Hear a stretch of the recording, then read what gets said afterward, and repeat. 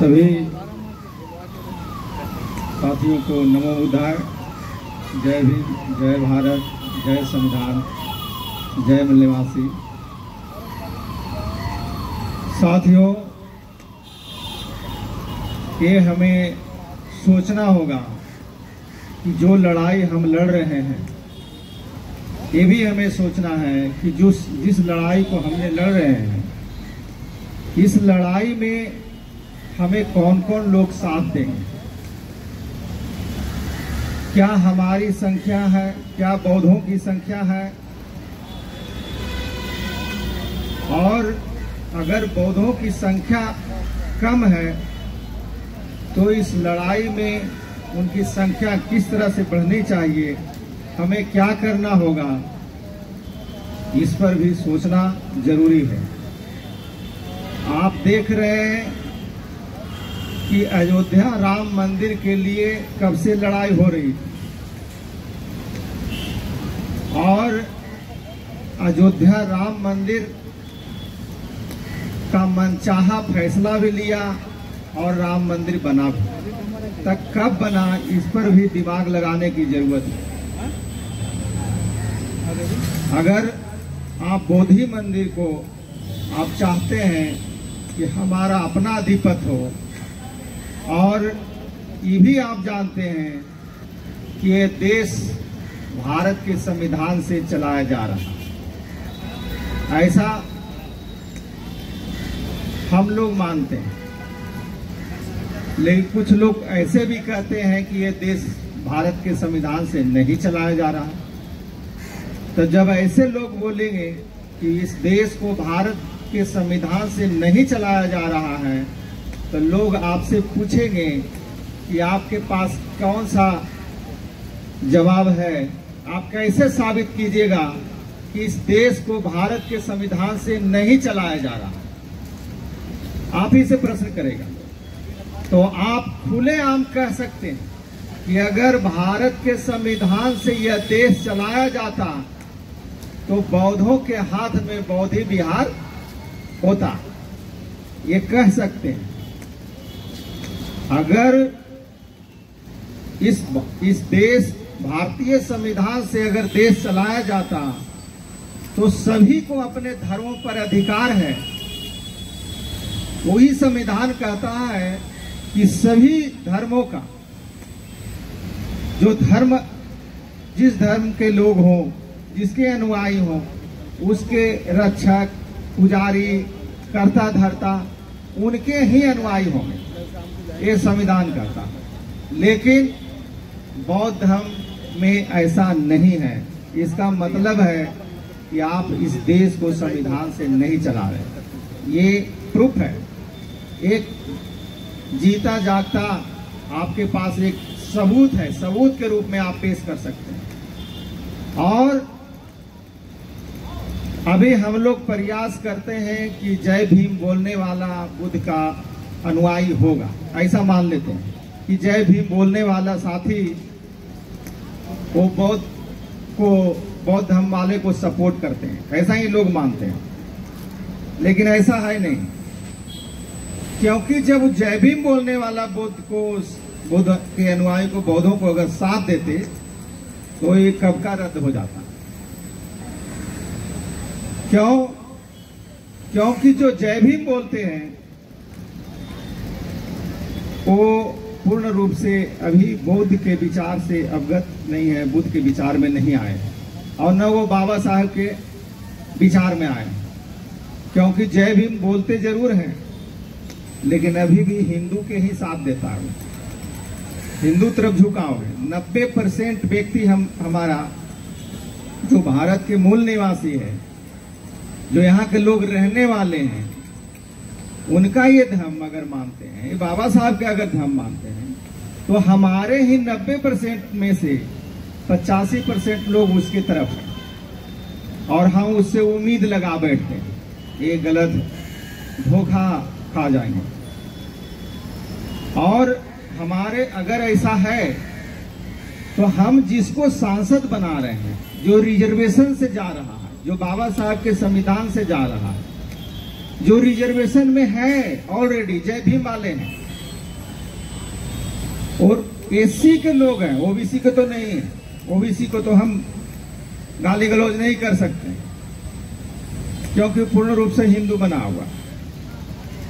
तो अगर एससी के लोग जो रिजर्व कोटे से जाते हैं और वो पार्लियामेंट में बैठते हैं, अगर वो केवल वो हट जाए वहां से और वो समझ जाए कि हमारे लोगों के साथ अन्याय हो रहा, जिसका वो प्रतिनिधित्व कर रहे हैं, वो उसके वोट लेते जरूर हैं लेकिन उसके साथ खड़ा नहीं है, तो हमें क्या करना चाहिए? हमें उसके घरों को घेराव करना चाहिए। लेकिन ऐसा नहीं करते क्योंकि हमारा ही प्रतिनिधित्व। अभी हमारे बिहार में गोल्डन दास है, भीम आर्मी के हैं कि नहीं है ये नहीं जानते हैं, लेकिन नीला गमछी रखते हैं। और गोल्डन दास ऐसा काम कर रहे हैं कि प्रत्येक थाना में एक एससी एसटी का एक थानेदार होता है, ऐसा बनाया गया। और वो काम नहीं होने पर वो थानेदार को जाता है और कहता है कि तुम किसके दलाल हो, किसके दलाली तुम कर रहे हो, जो दलितों पर इतना अत्याचार होते हुए भी तुम स्टार लगा करके बैठा हुआ, किस लिए, तुम्हारा किस लिए बहाली हुआ, किसको देखने के लिए हुआ?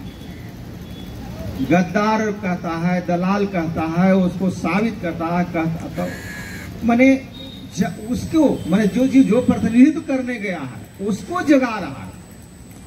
तो क्या आप ही विश्वास करते हैं कि जो हमारे प्रतिनिधित्व करने के लिए बाबा साहब ने रिजर्वेशन लाया, क्या वास्तव में मेरा वो प्रतिनिधित्व कर रहा है? अगर वो आपका प्रतिनिधित्व नहीं कर रहा है, वो दलाली कर रहा है, मतलब समाज से गद्दारी कर रहा है। और जो समाज का गद्दार है वो किसी का नहीं हो सकता है। वो अपना तो खुद नहीं है, वो अपना भी वो कल्याण नहीं कर सकता है। समाज का कल्याण कहां से करेगा? और देश के तो बहुत दूर की बात है। बाबा साहब बताए थे कि देश और हमको में अगर बात चलेगी तो हम देश के साथ खड़ा, लेकिन समाज की बात अगर होगी और हम में बात होगी तो हम समाज के साथ खड़ा रहेंगे, देश को छोड़ देंगे। क्या वो हमारा सांसद समाज के साथ खड़ा है? नहीं है, मतलब आपका दुश्मन है।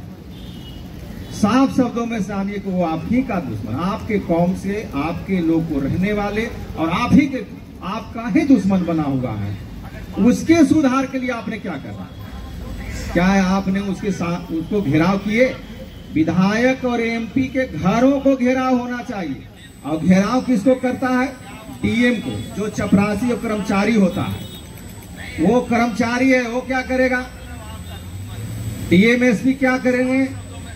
हमारे जो प्रतिनिधित्व करने वाले हैं, जिसको हमने वोट दिया है, उसको घेराव नहीं करके, जिसको वोट नहीं दिया उसको घेराव कर रहे हैं। तो रिजल्ट कहां से पाएंगे? ये तो गजब की बात है।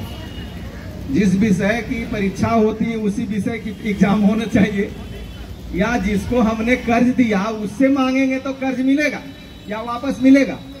और कर्ज दे रहे हैं किसी और को और मांग रहे हैं किसी और से। तो ये हमारी भी समझ होनी चाहिए। हमें अकल नहीं है। हमें अकल नहीं होने के कारण आप कितनों भी धरना कर लीजिए, अधिवेशन कर लीजिए, बोल लीजिए, इससे कोई फर्क होने वाला नहीं है। हमारी लड़ाई संवैधानिक है और हम संविधान के हिसाब से मांग कर रहे हैं, तो हम संविधान के भी हिसाब से चोट पहुंचाएंगे। जब संविधान के हिसाब से हम चोट नहीं पहुंचाएंगे तब तक अधिकार और न्याय नहीं मिलने वाला है।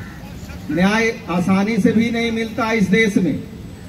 न्याय पाने के लिए भी संघर्ष करना पड़ता है और न्याय पाने के लिए भी संख्या की जरूरत है।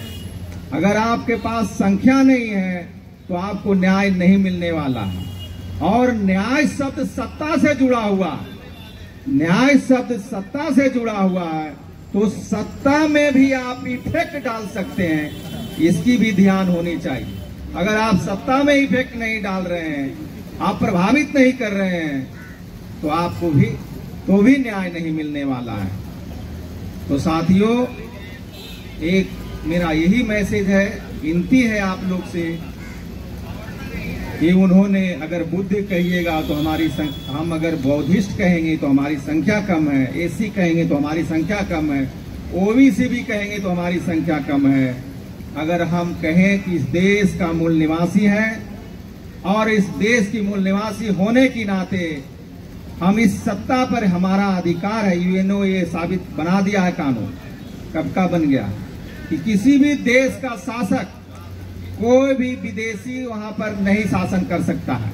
और डीएनए रिपोर्ट से ही साबित हो चुका है कि जो शासक यहाँ है वो यहाँ का नहीं रहने वाला है और वो पलायन भी हो रहा है, वो जानता भी। अभी फेसबुक व्हाट्सएप पर वीडियो भी आ रहा है, वो भागने की तैयारी में भी है। आप जागरूक हो रहे हैं और वो भाग रहा है। मतलब कि बहुत जल्दी हमको जागने होने की जरूरत है और इस देश में हम एक साथ कह सकते हैं कि हम 90% इस देश के मूल निवासी हैं। मूल निवासी कॉन्सेप्ट के तहत हमें जय भीम बोलते हैं तो लोग चमार साबित कर देता है, महार साबित कर दे रहा है कि मतलब कुछ लोग हैं। मतलब अगर हम नमो बुद्धाय कह रहे हैं, मतलब अल्पसंख्यक जय भीम बोल रहे हैं, तो केवल बोलता है कि भाई सब संविधान मानने वाला।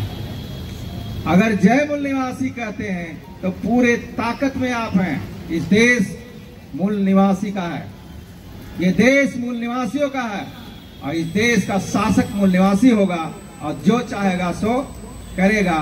और एक चीज और मैं कह रहा हूं, एक चीज ये हुआ, दूसरी कि आप सांसद और विधायक का घेराव कीजिए किसी भी क्षेत्र में। इसी चीज को डेवलप करना, लोग को जागरूक कीजिए। अधिकार नहीं मिल रहा, सांसद का घेराव कीजिए। कुछ भी दिक्कत हो रहा है, विधायक का घेराव कीजिए, उसके घर का घेराव कीजिए। बीडीओ और सीओ डीएम के और राज्यपाल और मुख्यमंत्री के घेराव करने से हमें कोई लाभ नहीं मिलने वाला।